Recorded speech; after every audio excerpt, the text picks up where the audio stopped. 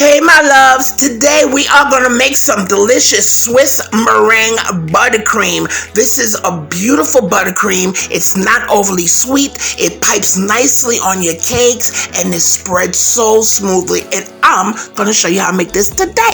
Stay tuned.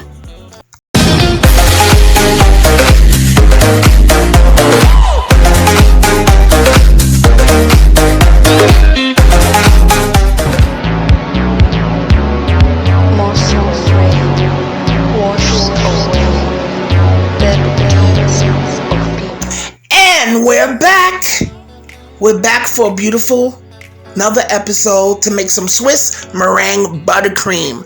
But of course, before anything else, please subscribe to my channel, okay? And don't forget to press that notification bell so you can be notified on a weekly basis of all my new uploads. And please like and please share. Okay, y'all, let everybody know about Jackie's cooking. So my loves, we are going to make this Swiss meringue buttercream. This meringue buttercream is not overly sweet. It involves ingredients that you already have in your home. All right, and I'm going to show you how to make it. So we're going to start off unsalted room temperature butter, but still cold to the touch. Some eggs, granulated sugar. We have a lime. I'm going to show you what you're going to do with that lime. Some salt. Some good vanilla. Okay. Meringue powder. If you don't have meringue powder, no worries. Okay, no worries. I got you. We have a substitute, which is the lime. Okay, or lemon. Okay, and I'm going to show you why we need those. You don't have to, but it helps. You're going to need a nice bowl, okay, metallic, and a pot, okay? Now, your bowl, guys, it should be something that could really conduct heat really well, okay? I could do it in my glass bowl, but I'm going to use this bowl for those who don't have a stand mixer. So we're going to take this lime, guys, and just to ensure that there's no grease in our bowl, we're going to use the lime to clean the bowl, and it will act as a astringent to pull out any oil that may be on there, and we're going to wipe it clean, okay?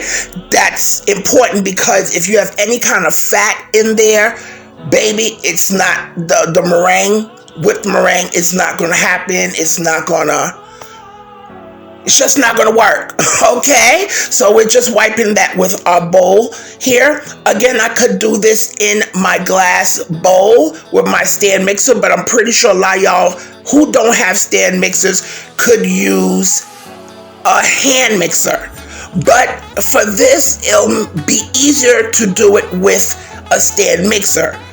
But don't think you could do this by hand, okay, manually, because it's not going to be a cute thing. It's going to take forever. So I'm also ensuring that there's no extra grease or what have you in my bowl.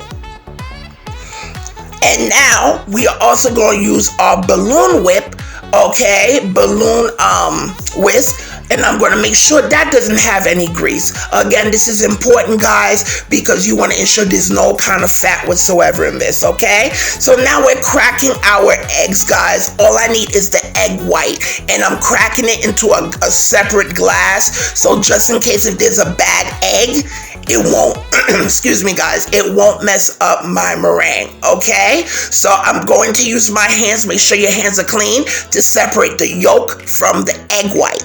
And guys, please make sure that no egg yolks get into your egg whites, because if it does, you're not going to have good results with your meringue. Now, loves, I want to let you know what Swiss meringue is. Swiss meringue is when we are taking the egg whites, we're putting it over a bowl of nice, gently simmering boiling water, simmering hot water, and we're going to add our sugar in there, and we're going to wait for our sugar to dissolve in the egg white. And we want this to come up to 160 degrees. If you don't have a thermometer, no worries. You could check how your eggs are whipping based on the feel of the egg white. It shouldn't feel grainy, okay? Once you don't feel those sugar grains in there and it feels nice, silky, and marshmallowy between your fingers, that means you could take it off the boiling pot of water and get to whipping, okay? And this is different from Italian Swiss meringue, because with Italian Swiss meringue, you have to bring up that sugar. You create a sugar syrup, it goes up to 240 degrees, and you're whipping the egg whites separately, and then you slowly, gently pour the sugar syrup into the meringue. But, okay, as you can see, guys, we have it, and we're just stirring. All you gotta do is stir, all right? And again, we want to make sure that our egg whites come up to 160 degrees. But if you don't have a thermometer, use your fingers to feel if there's any kind of graininess. You still got to mix it. If you don't feel any graininess, then that means you could take it off, okay? Now we're going to put it in our bowl, okay? And we're going to whip this for at least a good 15 to 20 minutes, okay, on medium-high speed. Well, actually high speed, and we want this to cool, because what we're going to do, my loves, we're going to add later on our butter, okay? And you don't want this to be hot. You don't want the whipped meringue to be too warm, because baby, once you start adding that, it's going to be a soupy mess and you will gag. So right now, guys, I'm adding some meringue powder. What the meringue powder does, it's not mandatory, but I do it. It helps the meringue be stable. But if you don't have meringue powder, you could use some lime or some lemon juice, and because the acidity will help stabilize the egg whites, okay? So as we're speeding this up, guys, what I'm doing, I'm just taking, like, you know, any kind of frozen bags of what have you, peas or what have you, and I'm putting it around the bowl, which will help speed up the coolness, because we really want this cool down before we add our butter. Again, do not add your butter to this while it's hot, because my love, you will have a soupy mess, you will not be happy, and you will gag, okay? So this is what I'm doing. We're whipping this so we can speed up the process and have our bowl with our meringue cool down, okay? And what you're looking for is a nice glossy, stiff meringue, okay? All right, so it's glossy, but I'm just going to whip it up a little bit more. Actually, it's good, but I'm going to whip it up a little bit more, okay, before we add our butter. Okay, and mind you, this buttercream can be made ahead of time. You could leave it in the refrigerator for a few days, but if you want, you could make it to last in your freezer for quite some few months. Okay, and I'll show you at the end how you could preserve it in the freezer. So, loves, as you can see, this is our meringue, which whipped out beautifully, nice and glossy, stiff peaks, okay? That's what we want, and it's cool to the touch. What you could do is take some of that meringue, put it against your skin, okay? If it's nice and cool, you know, for a baby, you're okay, okay? So now, guys, what you can see, I'm adding my butter. Now, you want the butter to be cool to the touch. You can still press down on it, but at the same time, it's still cool to the touch. You know what I'm saying? You don't want it so room temperature where it'll just melt, because you got to have a little bit of coolness to this, okay? So now I'm just taking pats of it, adding chunks a little bit at a time, okay? I'm going on medium-high speed here. And my loves, the ingredients are in the description box below. Okay, and of course I'm using unsalted butter. And the reason why is because you could control the amount of salt that you add into this. All you need is a little bit of salt, and what the salt's going to do is going to balance out the sweetness, okay? Because trust me, this is not overly sweet. You're going to end up with a nice, silky, smooth buttercream. And this buttercream, I love it, you know. And it's just beautiful. I mean, I'm also going to show you in the future, guys, how to make different types of other frostings. The other one is the Italian meringue buttercream, and then you have the American. Okay, but I'm gonna show you guys how to do those, okay, for your cakes. All right, so as you can see, we're adding chunks at a time of our butter, again, which is cool to the touch, but you can still press down it, but it's cool to the touch. Okay. Now, loves, things can happen. There's a few mistakes that can happen. You could have a real grainy buttercream, and if that happens, that's probably because the butter was rock hard, it was too cold, and it just didn't mix properly with the meringue. And you could easily resolve that in your bowl. You could put it in a bowl of hot water and gently mix it so some of that butter could get to room temperature and whip it, okay? Or you also have where your buttercream could be too runny. I understand. I get it. If it gets too runny, pop it in the refrigerator for a little bit, or pop it in the freezer for a bit, okay? And what that'll do is get everything colder and try whipping it up again, okay? So those are your tips. Now, this buttercream, my loves, it holds its shape. It pipes on beautifully. And it's also, it spreads on like silk. Okay. Now, depending on where you are, this buttercream is, depending on how hot it is. If you live in Arizona or in Florida and you got to make a cake and it's got to be outside in the heat, I would really think about keeping this cake outside, because you don't want the buttercream to start melting. Okay, so, but I also have a suggestion that if you're gonna keep something like this outside, I'm sorry guys, hey, it happens. If you're gonna keep something like this outside, you could use half butter and half of a trans fat shortening, like Sweet Tex.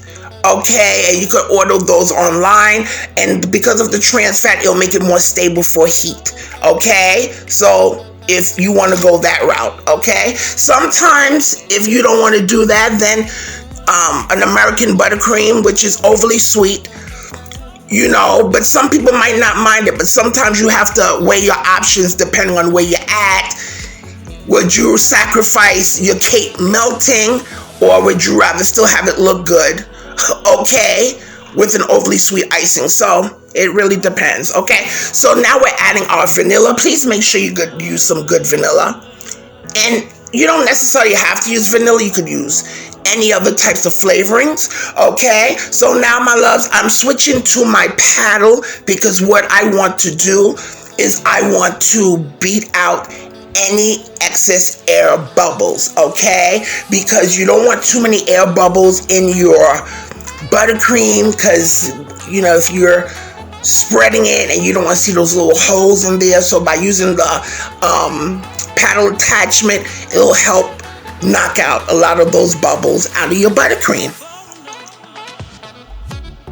Okay, and please make sure, my loves, to scrape your bowl. Okay, and this is our buttercream.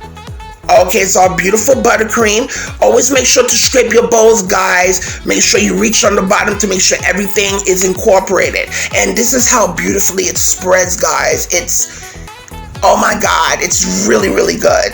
And for people that don't like frosting, you'll like this, because people are very, when it comes to that sweetness on a cake, but it holds up nicely, guys. It pipes beautifully. Okay, it colors nicely. I'm just going to show you how it pipes. I just took a piping bag, cut the ends, just to show you how it holds its shape. Just like that. It pipes beautifully. Guys, if you haven't subscribed, please go ahead and do so. And don't forget to press that notification bell. like, share, let everybody know about Jackie's cooking, my loves. I'm going to start doing more baking, more cakes and so forth, and how to ice your cakes and so forth in the future. Okay? So as you can see, look how it holds its shape. Look as you spread it. It spreads on like silk. It really does. Okay? And this is why I love this icing. This frosting. This is why I love it. And I'm going to show you now what you could do to preserve it in the freezer. Okay, so I'm making this in advance. And this can stay in your freezer for what? 3 months?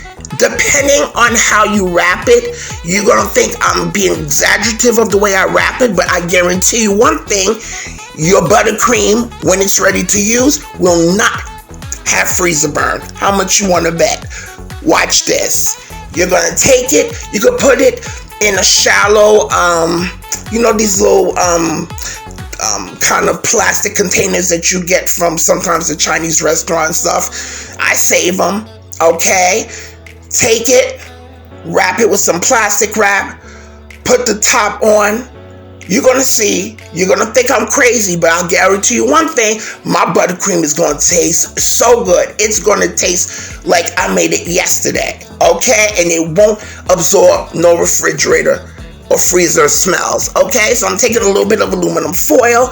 I'm covering it on top of the lid. And then I'm taking plastic wrap again. And I'm wrapping it. So what I'm doing, I'm just securing from any kind of air or smells from getting into our buttercream. And when it's time for you to take it out and you want to use it, don't be afraid. It might look like a mess. Just take it out, let it thaw on your counter, and all you got to do is re-whip it. And your buttercream will be fresh again, okay? Now what I'm doing, I'm putting it in a little plastic bag. I know some of y'all laughing, but I'm telling you right now, your buttercream will still be good, okay? And I'm gonna stick it in my freezer. Boom, there you go.